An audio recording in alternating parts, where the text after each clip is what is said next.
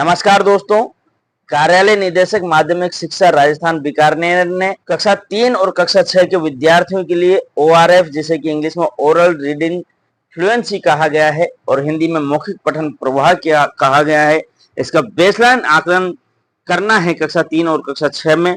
तो इससे संबंधित दिशा निर्देश जारी किए हैं।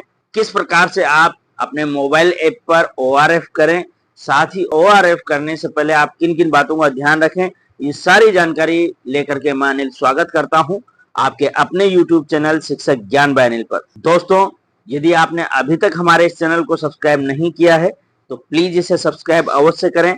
सब्सक्राइब करने के बाद में बेल आइकन के बटन को प्रेस करना बिल्कुल न भूलें, ताकि जब भी कभी इस प्रकार की कोई भी सूचना, जानकारी या जीवन का अनुभव साझा करूं तो इसकी सूचना सबसे पहले आपको प्राप्त हो।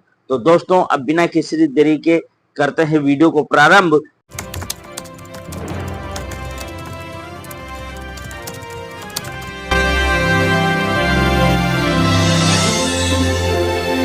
इस लेटर में जो महत्वपूर्ण बात दी गई है वो यहाँ पर यह है, विद्यार्थियों की समग्र स्थिति और पुनर्सुधार शिक्षण योजनाओं के क्रियान्वयन हेतु ORF आधारित पठन पर क्लासिफिकेशन एवं रेमेडिएशन की प्रक्रिया प्रारंभ करने से पूर्व वर्तमान सत्र में कक्षा 3 और कक्षा 6 में अध्ययनरत विद्यार्थियों का भी ORF बेसलाइन आकलन किया जाना है। तो दोस्तों, जो ORF आकलन किया जा रहा है, ये आकलन करने के बाद में जैसे इसके रिजल्ट आएंगे उसके अनुसार रेमेडिएशन किया जाएगा क्लास वाइज बच्चों का।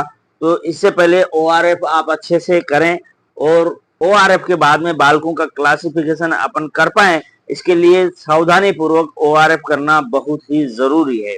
इस क्रम में आपको निर्देशित किया जाता है कि अपने अधीनस्थ समस्त विद्यालयों में वर्तमान सत्र में कक्षा 3 और कक्षा 6 में अध्ययनरत समस्त विद्यार्थियों का हिंदी विषय का ORF का आकलन 18 अगस्त से 25 अगस्त के मध्य शाला दर्पण शिक्षक ऐप के ORF मॉड्यूल के माध्यम से करवाया जाना सुनिश्चित करें। शिक्षकों को ORF मूल्यांकन की प्रक्रिया की विस्तृत जानकारी हेतु निम्नांकित वीडियो लिंक्स का उपयोग किया जा सकता है। दोस्तों, यहाँ पर ORF से संबंधित जो डेमो वीडियो वो भी इस PDF में दिया गया है। उपयोगकर्ता मतलब जो टीचर जो इसका उपयोग करेगा उसके लिए भी यहाँ पर मार्गदर्शन दिया गया है। ORF के मुख्य बिंदु भी यहाँ पर दिए गए हैं। दोस्तों, ये PDF मैं आपको अपने टेलीग्राम चैनल पर उपलब्ध करवा दूंगा, साथ ही मेरे जो WhatsApp चैनल है उस पर भी आपको इसकी PDF मिल जाएगी। दोनों का लिंक मैं डिस्क्रिप्शन बॉक्स में डाल दूंगा। ORF के दौरान में आपको क्या सावधानी रखनी है और किन बातों का ध्यान रखना है, पहले कर लेते हैं उन चीजों पर ध्यान, ताकि आप किसी भी प्रकार की गलती न करें ORF के समय। तो दोस्तों, जब आप ORF कर रहे हैं तो उस समय आकलन का जब रिकॉर्ड हो रहा है, बालक जब बोल रहा है, तो विद्यार्थी को आपको किसी भी प्रकार की कोई सलाह नहीं देनी है, उसका मार्गदर्शन नहीं करना है, उसकी हौसला अफजाई या उत्साहवर्धन भी नहीं करना है। केवल आपको बालक को जो उसको पैसे मिला है उसको पढ़ने देना है। रिकॉर्डिंग शुरू करने के लिए शुरू करें या स्टार्ट के बटन को दबाएं, पढ़ने के बाद तुरंत रोकें दबाएं। फाइल बंद करने के लिए केवल लाल क्रॉस का बटन का उपयोग आपको करना है, इससे आकलन सेव नहीं होगा। रिकॉर्डिंग रोकने के बाद कुछ सेकंड ऑडियो सुने, उसके बाद ही सबमिट करें। यदि आवाज अस्पष्ट है, गड़बड़ है या शोर युक्त हो तो फिर आपको दोबारा से पैसेज को रिकॉर्ड करना है, पैसेज को बच्चे से पढ़वाना है और रिकॉर्ड करना है। सबमिशन से पहले आप अधिकतम 2 बार रिकॉर्डिंग कर सकते हैं। जब फाइनल सबमिट करेंगे उससे पहले आप 2 बार बच्चे की रिकॉर्डिंग कर सकते हैं, इससे ज्यादा नहीं कर सकते। तो आपकी पूरी चीज का आपको अच्छे से ध्यान रखना है, ऐसा नहीं हो कि 2 बार आप रिकॉर्डिंग करें, दोनों टाइम ही गलत आवाजें उसमें आए और अच्छे से बालक की रिकॉर्डिंग नहीं हो। आप रिकॉर्डिंग के बाद में सबमिट कर देंगे तो सबमिट करें का बटन दबाने के बाद में आप विद्यार्थी का आकलन पूर्ण नहीं कर सकते हैं। आकलन पूरा होने के बाद विद्यार्थी का नाम सफलतापूर्वक पूरा करने वाली सूची में चला जाएगा और उसे पुनः आंका नहीं जाएगा। ORF करने के लिए दोस्तों, सबसे पहले आपको प्ले स्टोर से राजशाला दर्पण शिक्षक ऐप डाउनलोड करके अपने मोबाइल में इंस्टॉल करने लेनी है, उसको ओपन करना है। ओपन करने के बाद कुछ ये परमिशंस मांगेगा तो आपको अलाउ कर देना है। लॉगिन करें, यहाँ पर आपको क्लिक करना है। यहाँ पर आपको अपने स्टाफ विंडो की जो आपकी यूजर आईडी है वो डालनी है, आपका जो कैप्चा है वो डालना है और आपका पासवर्ड जो भी आपने बना रखा है वो डालना है। उसके बाद में लॉगिन करें पर क्लिक करना है। यहाँ पर आपको अपना एम पिन जनरेट करना है। इसके लिए आपको 4 अंकों का कोई सा भी अपना पिन डालना है और नीचे भी आपको सेम वही पिन डालना है। एम पिन सबमिट करें, इस पर आपको क्लिक करना है। जैसे ही आप इस पर क्लिक करते हैं तो यहाँ पर आपसे संबंधित जानकारियां आ जाती है। यहाँ पर आपकी कक्षाएं भी आपको दिखाई देंगी। यहाँ देखें दोस्तों, विद्यार्थी आकलन दिया गया है, विद्यार्थी उपस्थिति, शाला स्वास्थ्य परीक्षण, डिजिटल प्रवेशोत्सव और यहाँ पर मौखिक धारा प्रवाह पठन आकलन दिया गया है। तो आपको इस पर क्लिक करना है, मौखिक धारा प्रवाह आकलन पर। इसके बाद में आपको आपकी कक्षाएं यहाँ पर देखने को मिलेगी। यहाँ पर यदि आपकी कक्षाएं आपको देखने को नहीं मिलती हैं या आपके विषय नहीं दिखाई देते हैं तो आप अपने संस्था प्रधान या प्रधानाध्यापक से बोलें, जो वो शाला दर्पण के माध्यम से आपकी सही कक्षा और आपका विषय आवंटित करेंगे। इसके बाद में नीचे यदि आप आते हैं तो यहाँ पर डाटा प्रविष्टि शुरू करें दिया गया है। डाटा प्रविष्टि शुरू करें पर आपको क्लिक करना है। इसके बाद में आपको अपनी कक्षा और सेक्शन लेना है, नीचे आना है और यहाँ पर आगे बढ़े दिया गया है तो यहाँ पर आगे बढ़े पर क्लिक करना है। आगे बढ़ने पर आपको कुछ इस प्रकार से इसका इंटरफेस दिखाई देगा। यहाँ पर आज आप किस विद्यार्थी का धारा प्रवाह पठन आकलन करना चाहेंगे, ये यहाँ पर विकल्प दिए गए हैं। 2 प्रकार के, पूरा नहीं हुआ और सफलतापूर्वक पूरा हुआ। यहाँ पर दोस्तों जिन बालकों का ORF आपने पूरा नहीं किया है उनकी सूची आपको पूरा नहीं हुआ में दी गई है और जिनका आपने ORF कर लिया है उनकी सूची यहाँ पर सफलतापूर्वक पूरा किए में आपको देखने को मिलेगी। आपको यहाँ पर जो पूरा नहीं हुआ दिया गया है यहीं से आपको क्लिक करके रखना है। तो आपके जितने भी बालक हैं जिनके आपने ORF नहीं किया उनकी सूची आपको देखने को मिलेगी।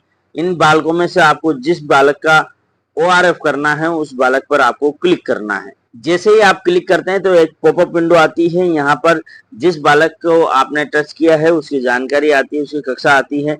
आकलन शुरू करें, यहाँ पर विकल्प दिया गया है। यदि बालक या बालिका नहीं है तो अनुपस्थिति भी आप यहाँ पर अंकित कर सकते हैं। बालक का ORF करने के लिए आकलन शुरू करें दिया गया है, इस पर क्लिक करना है।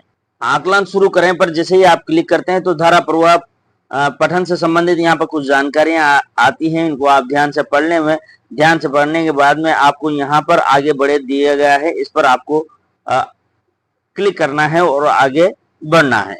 इसके बाद में आपसे आपकी लोकेशन, माइक एक्सेस और डेटा सुरक्षा से संबंधित कुछ अनुमतियां ये एप्लीकेशन मांगेगी। तो दोस्तों यहाँ पर मैं अनुमति देता हूँ या देती हूँ, इस पर आपको क्लिक करना है। इसके बाद में आप आकलन कैसे करें इस पर आप पहुंच जाएंगे। यहाँ पर आकलन कैसे करें इससे संबंधित कुछ निर्देश हैं। ये जो निर्देश यहाँ पर आएंगे इनको आप स्किप नहीं करें, सारे निर्देश को आप ध्यान से पढ़ लें, उसके बाद में आगे बढ़ें। यदि आप यहाँ पर आकलन वाले इस पेज को देखें दोस्तों तो यहाँ पर 3 प्रकार के आकलन हैं। ऊपर देखें, आकलन फर्स्ट, आकलन सेकंड और आकलन थर्ड। तो सभी बालकों का आपको आकलन फर्स्ट और सेकंड करना है, परंतु आकलन थर्ड आपको तभी करना है जब आकलन फर्स्ट और सेकंड में बालक को किसी प्रकार की दिक्कत महसूस हो रही है, वो अच्छे से पठन नहीं कर पाता है, तो उस कंडीशन में आपको आकलन थर्ड करना है।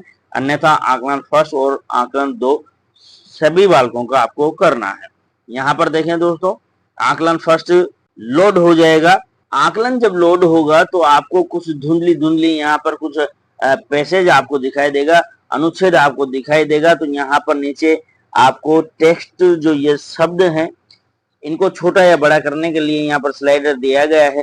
लेफ्ट और राइट में करते हुए आप इसको छोटा या बड़ा कर सकते हैं। आपको लग जाए कि ये पर्याप्त देखने के लिए साइज है तो वहां पर इसको सेट करें और उसके बाद में जो शुरू करें दिया गया है इस पर जाकर के आपको आकलन प्रारंभ करना है। कुछ ही देर में आकलन का काउंटडाउन शुरू हो जाएगा और यहाँ पर जो समय है वो भी चलने लग जाएगा।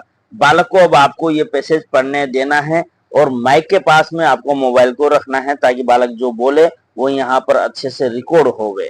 जब पूरा रिकॉर्ड हो जाए तो नीचे रोकें दिया गया है, तो रोकें पर आपको क्लिक करना है। जब बालक पूरे पैसेज को पढ़ लेवे उसके बाद में आप रोक दें तो यहाँ पर 2 विकल्प आपको दिखाई देंगे, दोबारा करें और सेव करें।